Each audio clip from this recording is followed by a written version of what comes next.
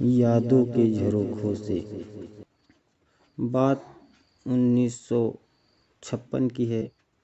स्वामी जी महाराज का सत्संग कार्यक्रम महोबा में था। हम भी स्वामी जी महाराज के साथ थे। जिस मैदान में सत्संग कार्यक्रम रखा गया था, उसके दूसरी तरफ एक सन्यासी जी अपने शिष्यों के साथ अपना कार्यक्रम करने के लिए आए हुए थे। हम लोग जब मैदान में पहुँचे तो माइक पर उनका भजन कीर्तन चल रहा था। स्वामी जी महाराज ने अपना प्रवचन शुरू किया तो सन्यासी जी के खेमे में एकदम शांति छा गई।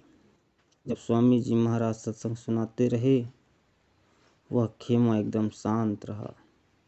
स्वामी जी ने सत्संग के दौरान गुरु नानक देव का एक उदाहरण देते हुए कहा कि नानक जी ने एक बार अपने शिष्यों के साथ रास्ते से गुजर रहे थे तो सड़क के किनारे एक घायल सांप पड़ा था और उस पर हजारों चींटियां लगी हुई थी।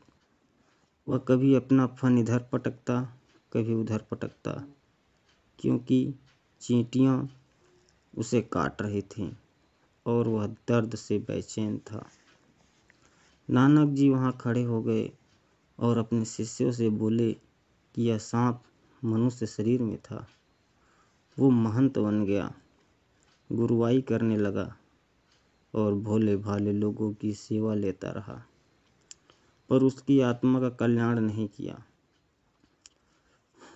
अब इस योनि में सांप बनकर तड़प रहा है। ये चींटियां जो इनकी चेली थीं, अब इस रूप में वो अपना कर्जा मांग रही हैं, क्योंकि गुरु में इन सब ने इस सांप की बहुत सेवा की थी, यह सोचकर कि उनकी आत्मा का कल्याण होगा, मुक्ति मिलेगी, पर ऐसा नहीं हुआ।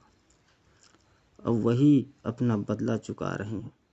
इस घटना को सुनाते हुए स्वामी जी महाराज ने कहा कि गुरु बनकर जीवों से सेवा लिया और उनका कल्याण नहीं किया, तो ऐसा गुरु और चेला नरकों और 84 से नहीं बच सकता।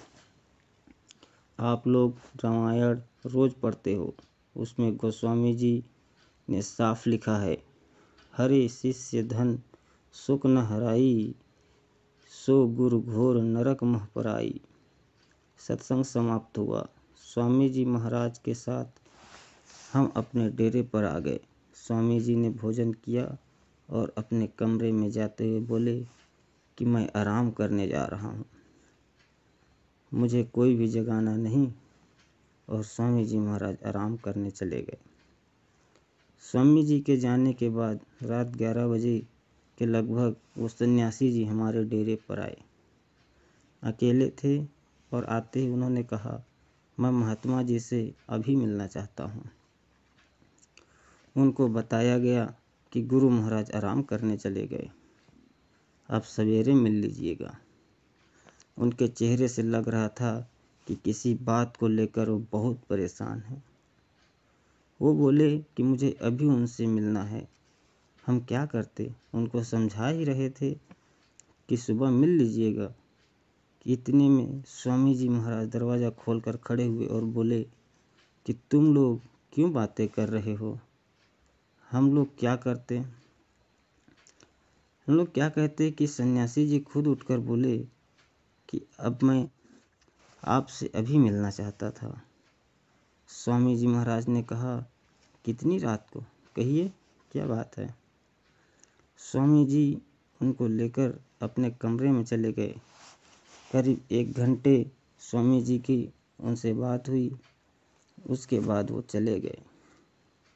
सुबह जब स्वामी जी उठे तो बस इतना बताया कि नानक देव के उदाहरण सुनकर सन्यासी जी की नींद खत्म हो गई थी, इसलिए वो घबराए हुए मेरे पास आए थे।